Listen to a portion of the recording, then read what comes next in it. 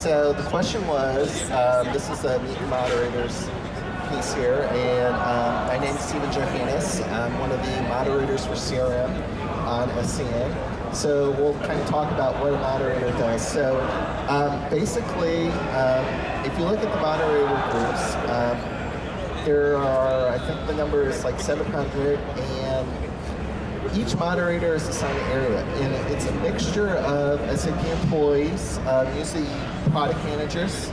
Sometimes it's not product managers, but that's usually the area that's in there, and then members from the community. So one of the things is what does a moderator do on a normal basis? So moderators, at least in my case, I'll kind of tell you how I evolved into a moderator and how it kind of works. So moderators are active contributors, but one of the things that differs from a moderator being an active contributor versus a normal active contributor is that the quality and the non-noise level of the contribution. So you'll find that, yeah, sometimes the moderators themselves, if you look in the past, and you'll see that the moderators aren't the ones who are always out there just answering questions. They do answer it, but they're not, originally when they started out, they're not the ones who are like, okay, let's see if I can get the most recognition from that standpoint. So that's one thing about the moderators in terms of deployment.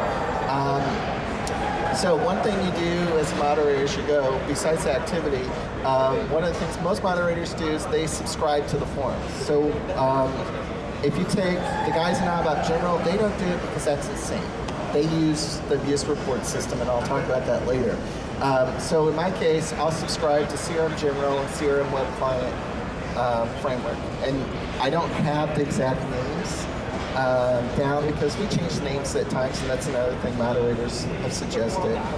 And so I read all the posts on a daily basis. And when I mean I read all the posts, it's like everything posting. Now, right now during TechEd, I don't do it. There's certain times where I just turn it off because it's a huge spigot, and it's, you know, for that forum, I have about 80 to 150 postings that get into a separate email folder in my inbox. Every day? Every day. And so I go through, and all I do is I read through and I mark those. And I have two categories, but they stay in the same bucket. One is all the threads that I find interesting that I may want to answer and contribute. The second bucket is all the threads that need assistance, and I'll put that in the polite fashion.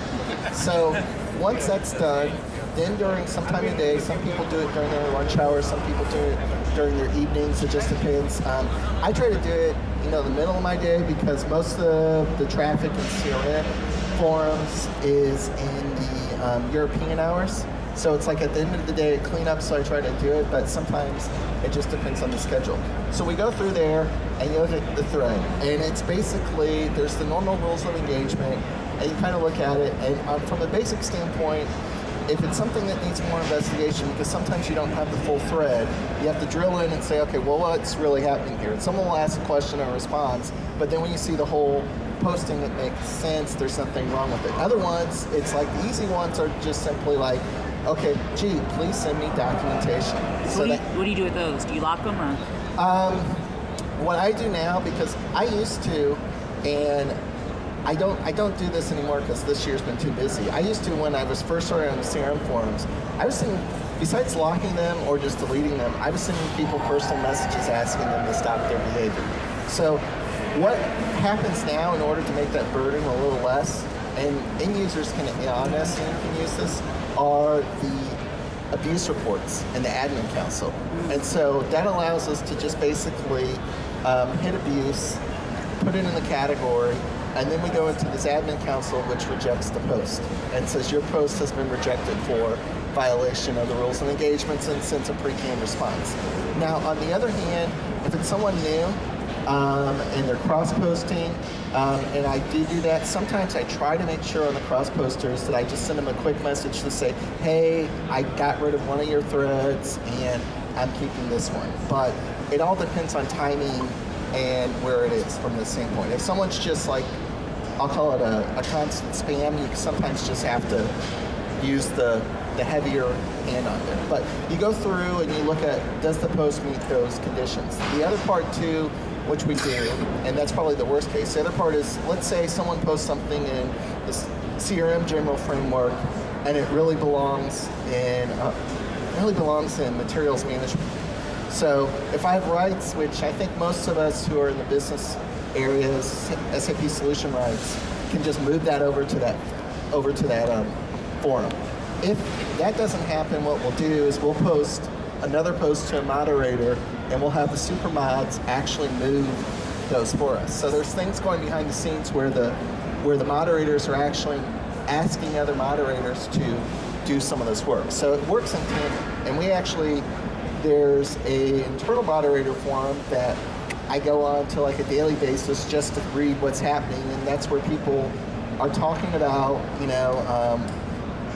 users for, and I'm going to go on this topic, guestification. So they're doing requests for users, and usually those are people who have just completely gone behind the lines. And normally, the real way to get guestified is to engage in really spamming behavior.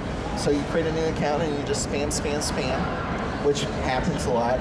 Or you've completely ignored the moderators. And the moderators, like the guestification, I think I've only asked for in the last, since the 2009, since I started, I think I've only asked for guestification maybe less than 10 times. Wow. So I don't like to guestify people. I personally, now there's some other people that, and they're good moderators, but some of the other mods and some of the other forums, because the behavior's worse, you could just see all the guestification requests that they've made. And certain people, and I won't pick on them because they're not here, certain moderators, but they will definitely, I would not want to really be the person crossing their path because they have a field day with it.